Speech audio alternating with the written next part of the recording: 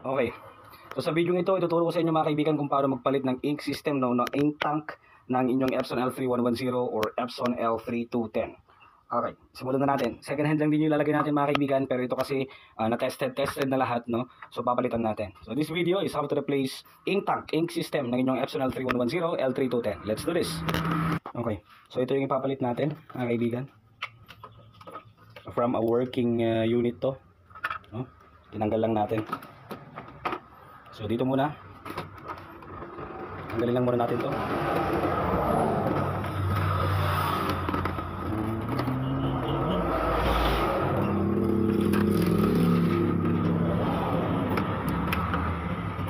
Pati waste pad kailangan nyo rin i-remove.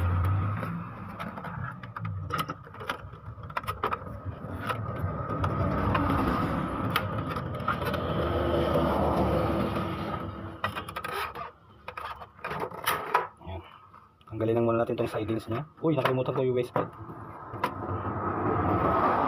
Okay.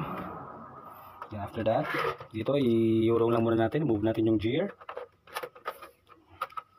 Tanggalin muna natin to. Yung purge. Dalawang screws lang yan. Careful sa pagtanggal ha. Pwede, mabilis lang naman ibalik yan. Okay. Apat na screws.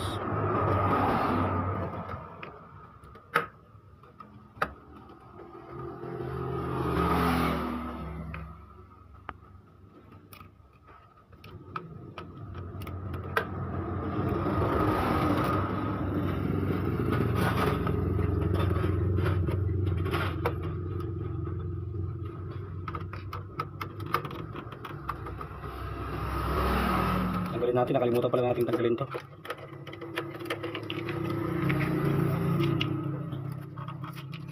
Angat natin to, yung hose, tanggalin natin. Angat.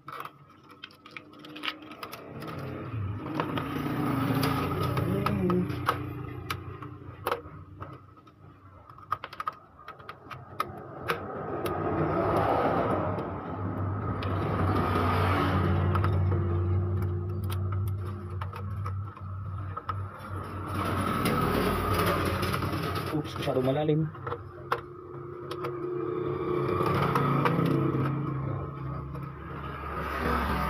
Tatanggal yan. Then dito, meron na lang tayong tatanggalin ng mga lock dito mga kaibigan. Ayan. Merong lock dito. Tapos tanggalin lang muna natin to.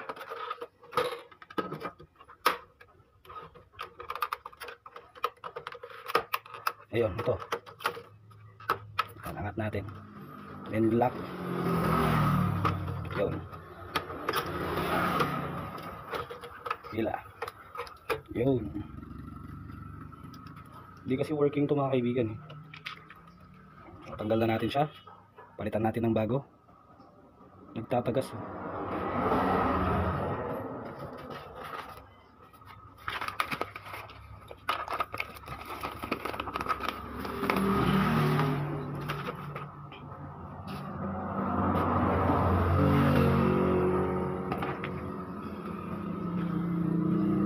So narito na. Punasan lang natin yan, dumi.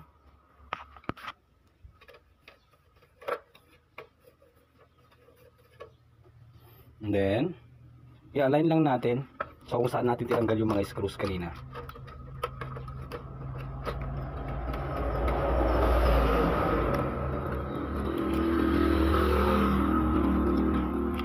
Pwede na natin balik to. Ilagay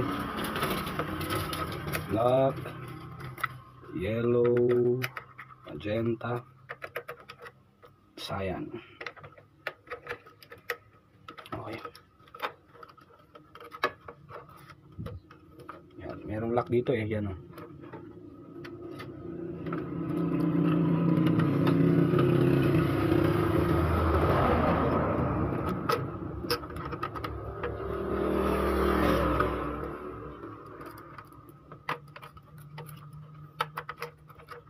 Lagyan natin maigi.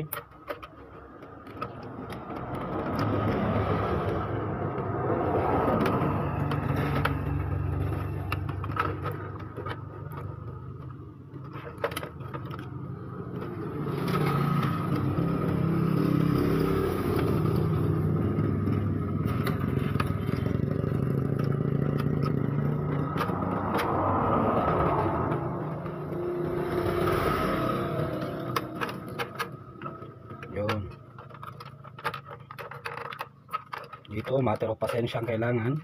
Okay? Para mag-align.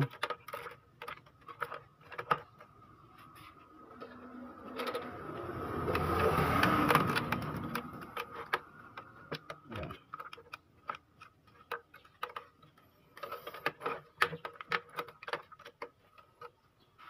Alignment lang tayo mga kaibigan, ha. Diyan din yan.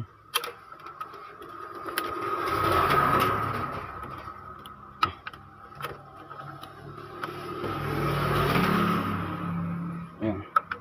Pati dito nailagay na rin natin yung screws sa dalawa. Then basta tama yung alignment nyo diyan. Then ito lalagay na natin to. Tamang alignment lang tayo dito hanggang sa may lagay lang natin, may fit natin sa lalagyan ng screw.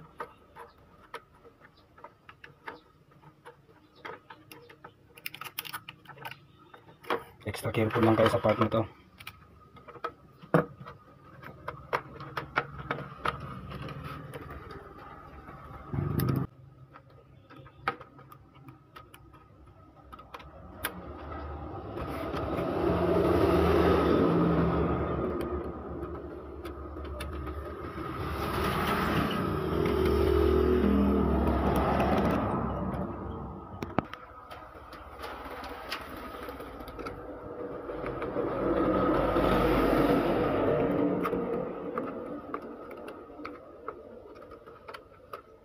Check natin maigi yung alignment. Hindi tayo pwedeng magkamali dito.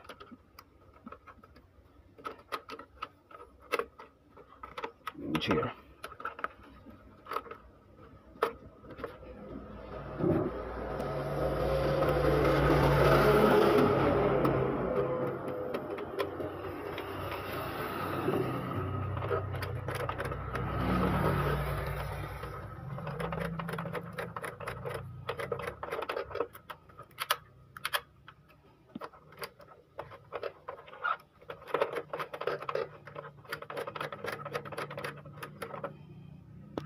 Yun. So, na-fit na natin. Basta ayusin nyo lang mga kaibigan, ha. Yan. We're good to go. Screw.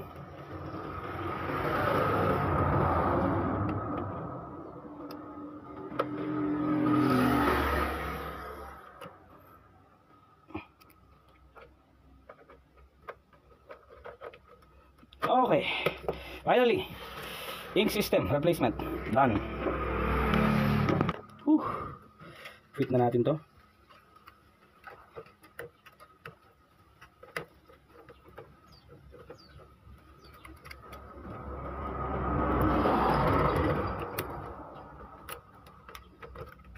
Dapat may move natin dyan.